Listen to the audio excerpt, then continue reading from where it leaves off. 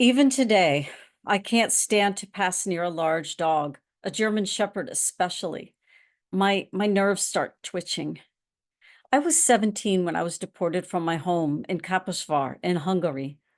My mother and my little sister were with me, but we arrived at Birkenau and I was sent one way and they another. Their way was straight to the gas. Every day, trainloads of Hungarian Jews were offloaded at Auschwitz. There weren't enough barracks to put us in. They weren't ready. They weren't ready for this many people. We were put into a makeshift barrack that didn't even have the bunks in it. 2,000 people crammed into this empty building. My barracks was next to the Zigeunerlager, the gypsy family camp. This was entire families together, but they were starving just like we were. The children with their grandparents and maybe parents.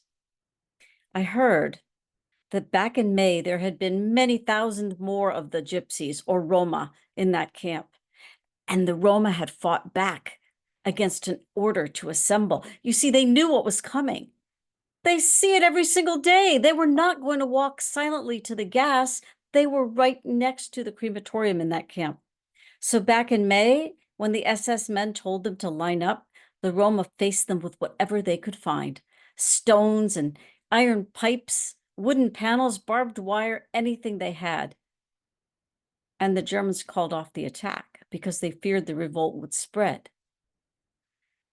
Well, most of the Roma were sent off after that, at least all the men, maybe to Buchenwald or other camps. Mostly what I saw when I arrived is grandmothers and grandfathers and little children, lots of little children.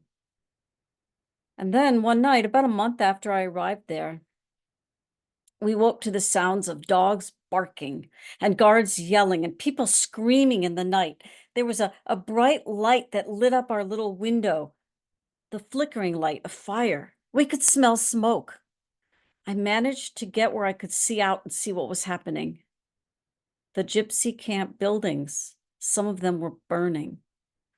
The SS were forcing the people to come out to line up to go to the gas chambers. They were screaming at the mothers and the old people and these little children. Their dogs were lunging and snarling and snapping. There were whips, there were guns. But what I saw most clearly was the SS guards standing, legs spread, training his flamethrower into the barracks to force the people to come out or to be burned alive.